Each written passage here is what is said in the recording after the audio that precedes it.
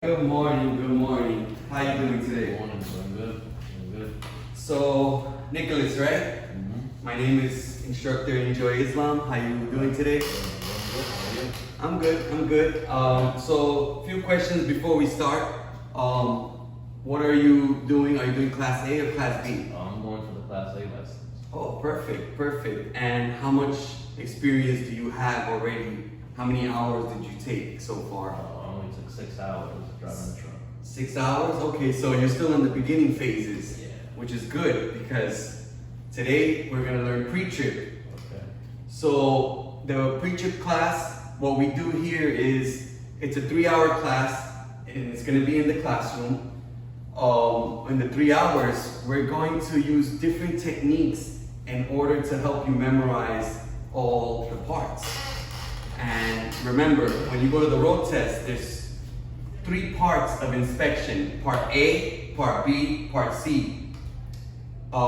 Did you hear about any of that yet during your classes? That's the first time I'm hearing about it. Okay, so that's great. So Part A is when you're doing the front of the tractor, the engine components, and one front axle. If you're gonna do Part B, that's from the side of the tractor, from the mirror going to the back axle of the tractor, not the trailer, just the tractor. The tractor. And also everything underneath. They'll tell you to give them the 4 components underneath of the truck. And of course the connections and coupling system. Part C is when you're doing the full trailer from the header board all the way around. Of course, the components underneath of the trailer and the rear axle of the trailer and the components behind the rear axle of the trailer. So always remember, there's 4 components underneath of your tractor. Do you know those 4 components? 4 components. So this is going back to Part B, right? Going back to Part B, yep. So underneath the truck, right? I would have an exhaust, I would have a drive shaft, I would have a differential, and I would also have the frame too, correct? Frame, there's one more. There's one more. Drive shaft, exhaust, differential, and trying to think of what the universal means. The cross members. Oh, the cross members. Yep. Okay. So Actual cross members. yeah. Yeah, something like that. The cross members are usually on top of the frame to hold up the body of either the trailer, the truck, the bus, whatever. So you said the differential. The differential and the axle kind of goes together because when you're talking about the drive shaft connects into your differential, and then the differential differentiates the power to both axles. So the real answer is the 4 components underneath of your truck, your bus, is going to be your main frame, also known as the chassis, the cross members, the drive shaft, and your exhaust. So you're pretty much so far so good. What are the 3 components behind any axle? 3 components behind any axle. And that's going to be what? The wheel, the brake system, and the suspension system, right? Exactly. Have you been watching our YouTube channel? Yeah, I have. Someone told me to take a look and I just did it. Yeah. It's because the way you're saying it, it reminds me of our own YouTube videos. Oh yeah, I gotta check it out. Yeah. Thank you. So on our YouTube channel, we also have the axle inspection, the trailer inspection, and also in-cab. And in the channel, we also ask that question, what are the 3 components behind the axle? And the answer is suspension system, brake system, and the wheel itself. And finally, me, I like going from inside out, so I'll do the suspension first, then the brake system, and then the wheel from inside, and then once I get to the outside, I'll wrap it up with talking about the axle and also inspecting the mud flap behind it. Yeah. What are the 4 major engine components? 4 major engine components. So I saw that on, I think it was on the same YouTube channel. And I think you said it was the alternator, the water pump, the air compressor and the power steering pump. Is that correct? That's correct. Yeah. Only thing, you said all the components, just when I like to say it, I tell, like say if today was my road test, I'll tell the examiner, if the examiner asks me that question, what are the 4 engine components? I'll say, on my driver's side, I have my power steering pump and my air compressor. Mm-hmm. On my passenger side, I have my water pump and my alternator. The reason why I would say it like that is because the vehicle that you're gonna take to the road test, most of our vehicles are like that. Not all vehicles are the same. Some vehicles, they would even have the alternator on the driver's side. I've seen that so many times. I've seen even power steering pumps on the passenger side. So every truck make is different. So our trucks, 100% guaranteed. On the driver's side, we have the power steering pump, we have the air compressor. On the passenger side, we have the water pump and we have the alternator. So when you're doing part A, you have to start with the front of the tractor. Give them the 4 engine components and the components behind the front axle. So a lot of people, they get confused and they'll do the engine components, but then they'll forget the braking system or the suspension system. So remember, when you're doing part A, always, always, always start with the front of the truck, from clearance lights all the way down. Then once you get under the hood, that's when you will start with your general overview. After the general overview, you would go right into talking about the engine, locating the engine cap, the dipstick. After that, look for any leaks or puddles on, around, or underneath of your engine. Once you get through that, now you're gonna start talking about the components and linkage and mountings. So me, how I like to do it is similar to how we made our inspection packets. After the general overview, if you flip to page 2,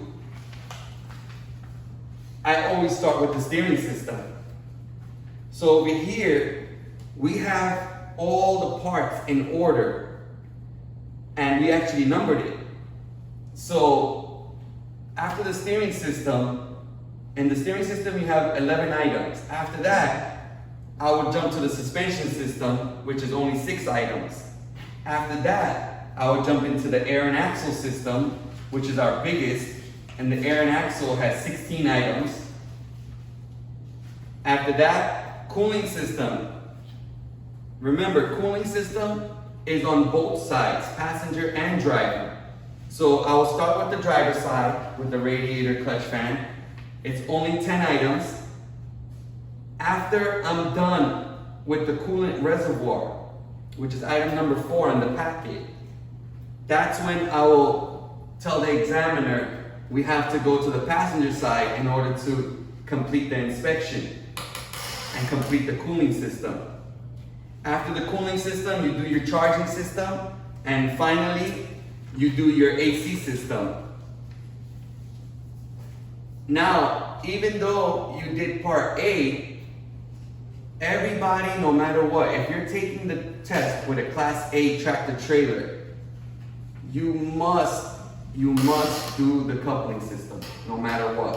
So if you have part A, part B, part C, no matter what, they also throw in the coupling system. So it takes about like 40 minutes to about 50 minutes for beginners, but then as you keep, the repetition up, then you get better and better. So now, moving on, what do you know about your coupling system?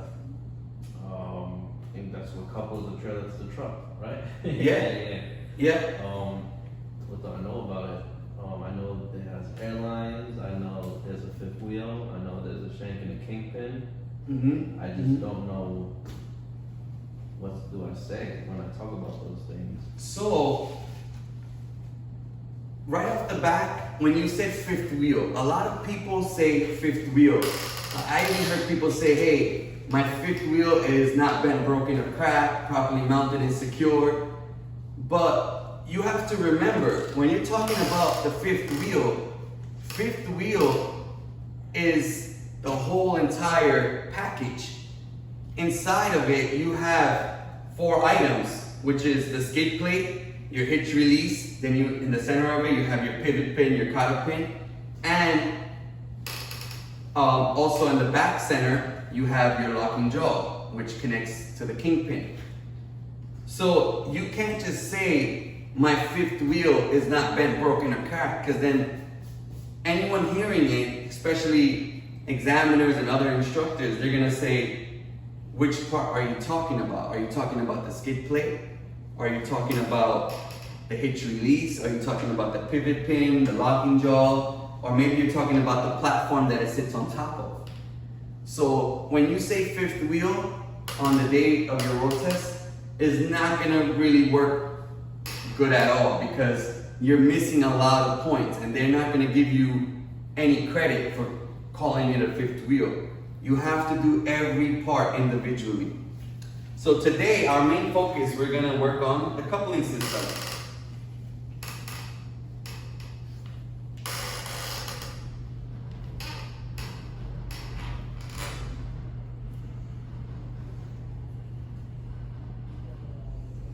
So I want you, on a blank piece of paper, on the top of the page, you're gonna write coupling system.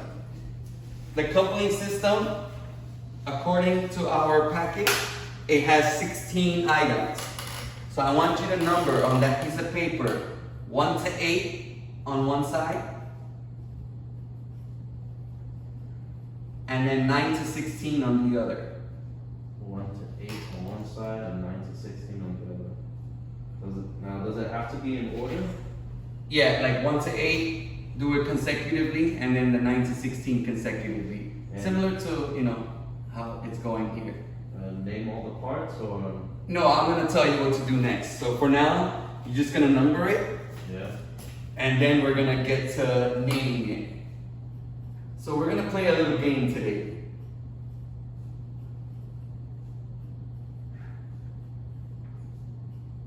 This game is called Fill in the Blanks.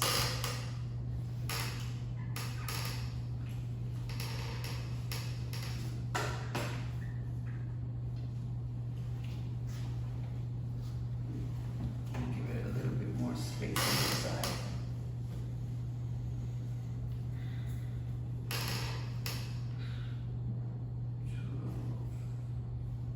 $13, $14, $15, and $16. All right, so your page should look something similar to this. Let me make sure you got it right. All right, perfect. So this game is called Fill in the Blanks. So according to our packet, we have 16 items listed in order. What I want you to do is hide the packet and not look at it. And you're gonna try to get it in order. From number 1 all the way down to number 16. Order. Yep. So now, if we had the truck right in front of us, and the examiner told us to do the coupling system, what would be the first item that you would need? I'll check the red emergency glad hand. Exactly, because that's the first thing that's right in front of you, red emergency glad hand. After that, You check the blue service airlines. exactly, then you check the blue service airline, and then keep going, one more. The green electrical line. Green or black Green or electrical black. cord. Yeah. Yep, green or black electrical cord. So you see, you're doing pretty well. You're doing pretty well. What I want you to do now is, I want you, just like how you said, red emergency would be number 1, blue service would be number 2, number 3 is gonna be the green or black electrical cord, and I want you to keep going down. So don't look at the packet, try to do it off your memory, and then at the end, we're gonna mix and match and make sure we got the correct order. The reason why I want you to fill in the blanks in your way without reading the packet is because I want to see how you would do the inspection on the day of your road test. Now, a lot of people, most of the time, they get the 16 items. Sometimes they get 25, I don't know how, but they get the items, but they don't have a consistent flow. They are literally jumping around, and especially on the day of the road test, they do not like it when you jump around too much. So you gotta try to keep it in a good flow so then you don't miss any points. That's the main thing, or miss any items. So a coupling system, you have to remember, it's a very, very, very important system. And if anything is off, they could fail you. You will get a lot of points minus. So simple thing as you forgot to mention the red emergency airline. That's an automatic fail right there. So another example, sometimes some people would say the landing gear first. The reason why you don't want to say the landing gear first is because over here on our packet, landing gear is number 15, as you see. So the reason why we left it as number 15, basically towards the end, is because some examiners don't like when you pass an item. They tell you, if you pass the item, there's no going back. So every examiner, they're entitled to give you the exam however they feel like giving it. They follow their guidelines, and some does it a little bit more different than others. So they're not doing anything wrong. It's just they want everything to be in a nice flow. So then, of course, you're not wasting too much time, and there's other people taking the test after you. So because of all of that, they want it in a good order, and that's what we're going to work on today. Do you have any questions before we start? Good. All right, so here's the marker, and now the reason why I told you to put it on your page is because once we see it here, we're gonna fix it up, and then I want you to write it down for your record, so then you have something to take home and study on. All right. And once we're done with this system, then we'll go on to the next system. So as you see, the packet is all numbered, all the sections. So if you're doing the steering system, steering has 11 items. So once we're done with the coupling, we're gonna move to steering. Then we're gonna move to suspension, air and axle. Finally, we're gonna do the cooling system and the charging system, and of course the AC system. Yeah, it seems very well organized, and it seems like I should totally get on top of it. Yeah, thank you.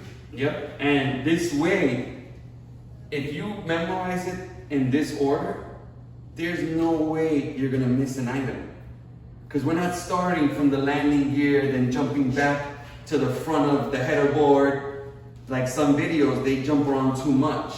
Sometimes they're calling out clearance lights, they're calling out the drive shaft. Remember, the drive shaft is the 4 components underneath of the vehicle. It has nothing to do with your coupling system. But some people, while they're near the catwalk doing the airlines, they'll call the drive shaft, they'll call the muffler.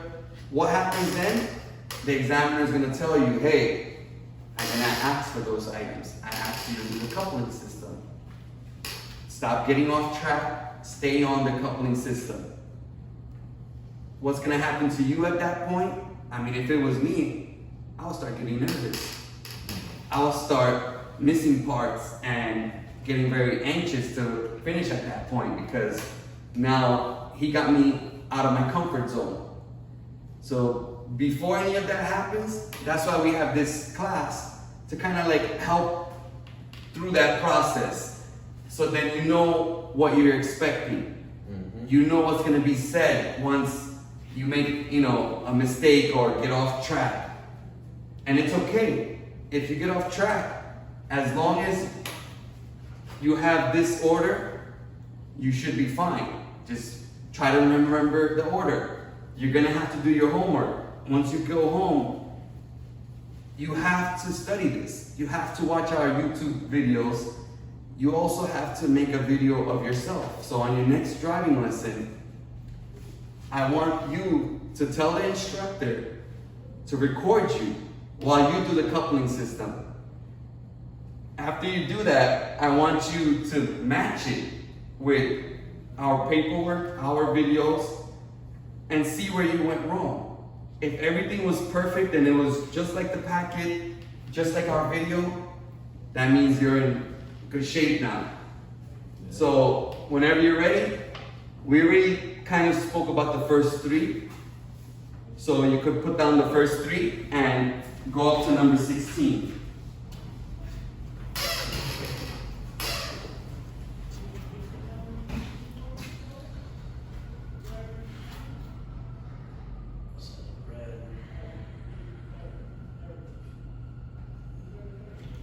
Good. Right, emergency.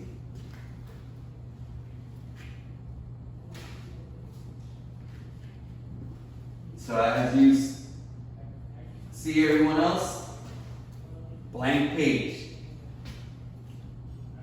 This is just raw memory, and that's the best way to do it, because if you could put it in order like this, Nick, I'm telling you, Nick, this is the key to success, because that means you memorize everything without actually looking at it.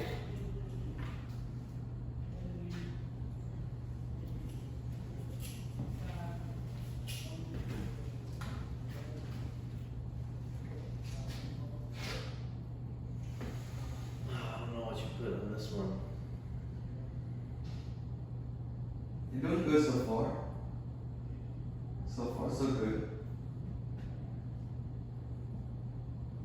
So far, so good. I think we watch our YouTube videos a little too much, Chris. Yeah, right? This is crazy. I don't think in our history, nobody ever got it this perfect. Think over here, because you guys put some other stuff that I hear that's no, like landing gear and the clearance. The landing gear, some examiners, they don't like it when you talk about the landing gear and the coupling system. That's why if it was me, I would say that at the end. The reason why I mention it is because A, you need the landing gear for coupling and uncoupling. Without it, you can't couple, you can't uncouple. B, you have to, and once you couple and you finish your coupling in real day life, you have to make sure you have proper clearance from the landing gear and your tire, or from the landing gear to your mud flap, in order for the tractor to turn. Now, also the tractor and the trailer has to have a proper amount of clearance. If not, when you're turning, you're gonna hit each other. So when making a left turn, the trailer's gonna come and, bump you on the tractor, and then you're gonna get a little freaked out, because one time I seen that happen and I got scared. I was like, oh, whoa. And then I noticed that some trailers are meant for a specific tractor. We gotta cut that little part out. But yeah, so like you're saying, so you said some trailers are meant for a specific tractor, right? Yeah. So I always need that proper clearance, otherwise I can't make it. Alright. So far, so great. It's great. I'm telling you. And I kind of memorized it. And so far, you're hitting everything right on the ball.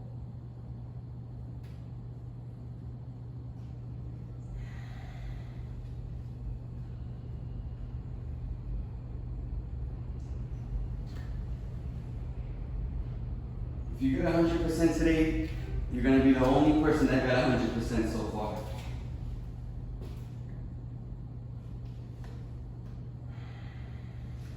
And that tells us that our YouTube and everything has been working, which is very great news.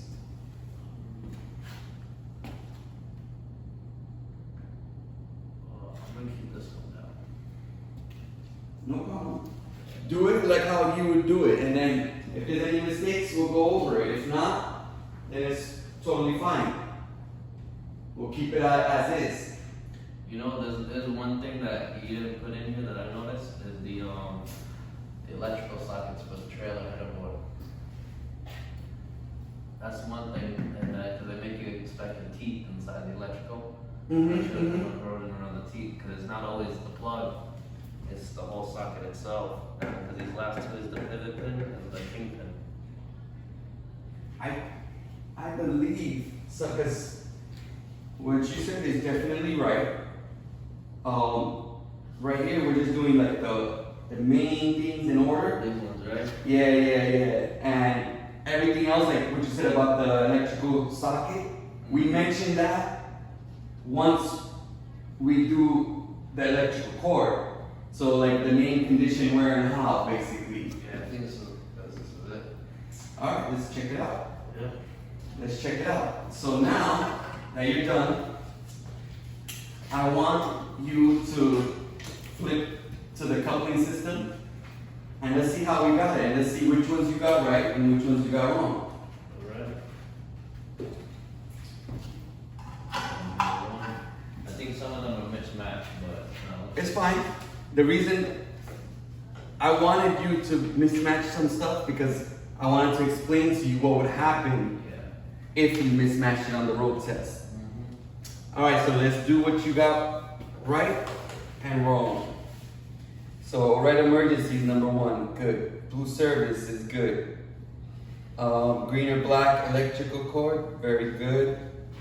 Glad hand is number 4, yes. Number 5, you have the air valve, very good. Number 6. Yeah, because I forgot the name, if it was spring hanger or spring mount.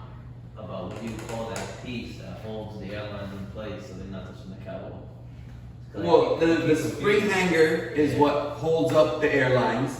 Spring hanger. You could call it a spring, you can't really call it a spring mount because a spring mount doesn't move. Exactly. It'll just stay right in one spot. Yeah.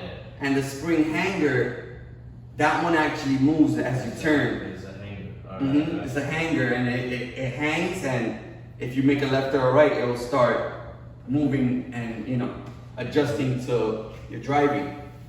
A mount will just stand right there. So Oh, I know which one I missed. Because I don't see it here. So this one, you got the right idea, spring mount, just, we call it a hanger. So if anything, we'll just add that here for you. Mount / hanger.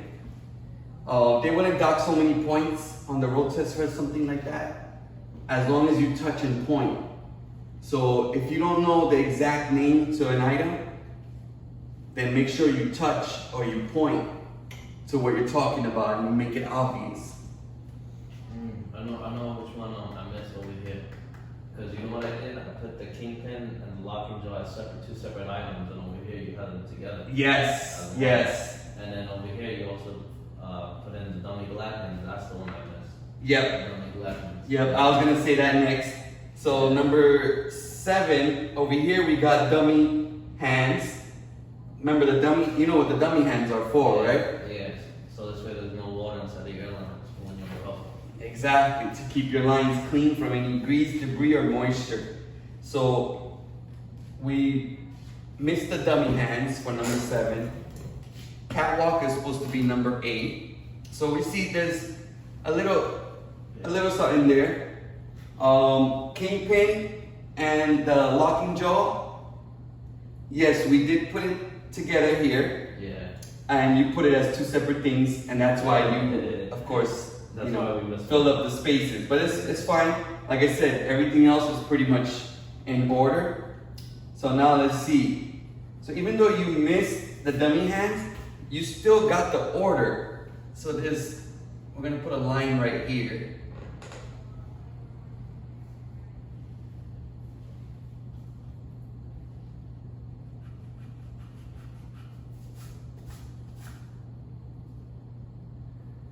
Dummy hands. The order from the catwalk, because 8 is catwalk, number 9 is apron. So you still got the order, which is very good, and I'm gonna explain that to you. Yeah. Alright, now let's check the rest. Because I think that dummy black hands is the one I skipped. Mm-hmm.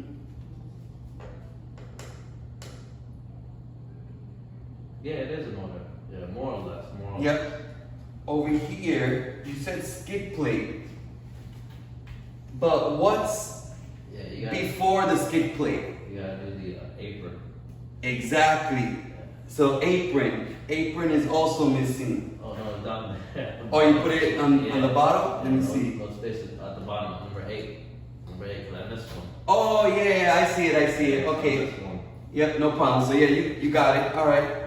Now you saved yourself on that one. Apron and then skid plate. Yes, 100%. Because between the apron and skid plate, you gotta make sure what? That there's no space for daylight. Exactly. No excessive space, no daylight.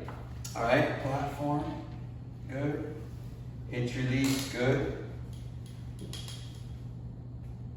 So here, after the hitch release, so over here, if you see on our paperwork, hitch release is number 12, right? Mm-hmm. After the hitch release, you have the pivot pin and cutter pin. And then you have the kingpin and locking jaw. Mm-hmm. Over here, you put, after the hitch release, you're gonna inspect the locking jaw, and then you're gonna inspect the kingpin and the cutter pin. Mm-hmm. So I think I should put that after.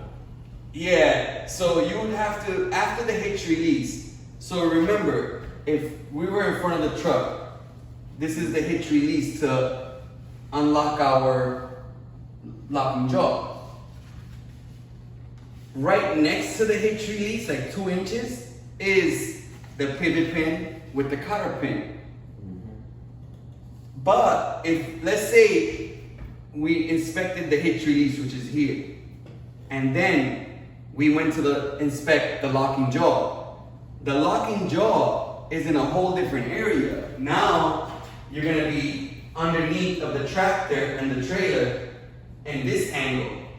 So, when you're in this angle, number 1, you miss your pivot pin and cutter pin, which is an automatic failure, because that skid plate needs to pivot in order to get underneath. And, of course, in order to couple properly. So, after I do the hitch release, which is here, and now I went behind the tire, and I'm talking about the kingpin and the locking jaw. Some examiners won't let you go back. So remember, once you leave the area and you try to come back and call out the pivot pin, the examiner might tell you, hey, no going back, keep going forwards. Mm-hmm. So that's why, if it was me on my road test, I'll do the hitch release right next to the hitch release. So the hitch release is here. 2 inches next to the hitch release is your pivot pin with the cutter pin. And then I would make my way, after I talk about all of that, then I would make my way around here to talk about the locking jaw and the kingpin. Mm-hmm. So that's why we numbered it in this way. So if somebody was taking the road test and they memorized this order, they're gonna start from here, which is talking about the airlines, right? After they talk about the airlines, the glad hands, the spring hanger, which is there, then they're gonna start talking about the apron, the skid plate, right? So now you're in this type of angle. You're talking about the apron, this is, pretend like the battery box of the truck was right here. So now you're next to the battery box, and you're talking about the apron, the skid plate. There's no space, there's no daylight. Then from there, you face the actual side of the trailer where you'll see the hitch release right here and the pivot pin. So from this angle, now you're going into an angle like this, hitch release, pivot pin, cutter pin. You could even hit the grease and all of that, right? Right there. Then from there, You come back in an angle like this to see your locking jaw and kingpin. After that, you're right next to the landing gear. So from there, you just keep going down. So then what does that do? That creates a flow. And as long as you have that flow, then you won't miss anything. Especially, you won't miss the pivot pin. And this thing right here, off the back, you were doing really good until you got right there. And with this, 100%, either they won't let you go back and do the pivot pin and cutter pin, or you might just forget it, because you already messed up the flow at that point. So now let's keep going down. After the kingpin, cutter pin, let's go back to this thing. So we would have to do like a little switch here, right? Yeah. So after the pivot pin and the cutter pin, then and only then we will talk about the locking jaw and kingpin.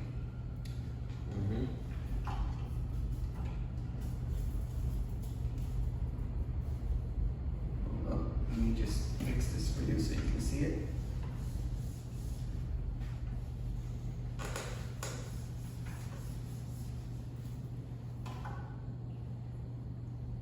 So this would be your pivot pin with your cutter pin.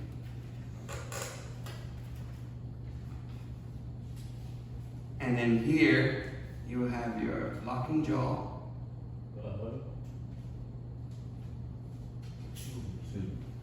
And kingpin.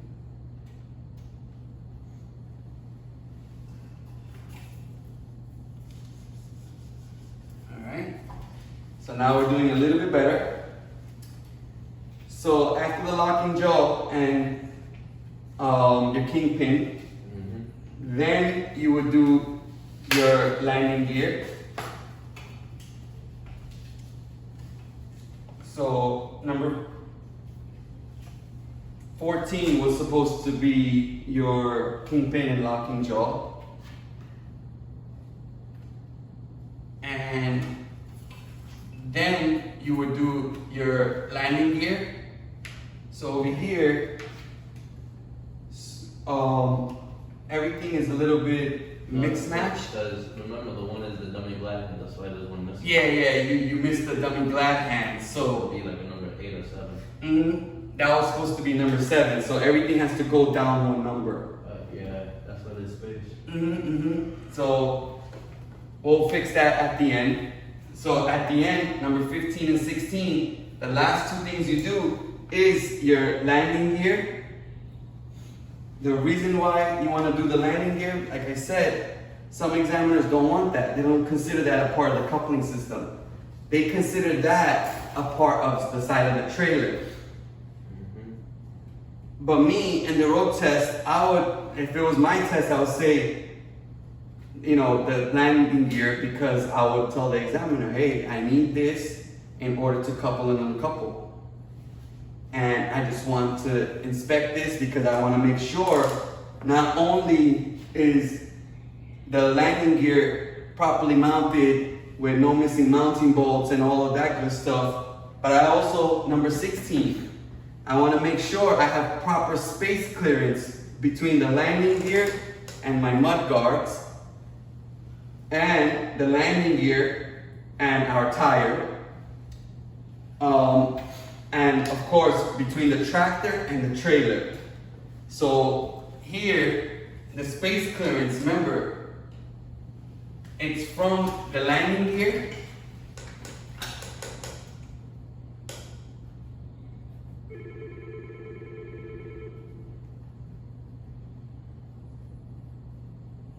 to the wheel, and from the tractor and trailer.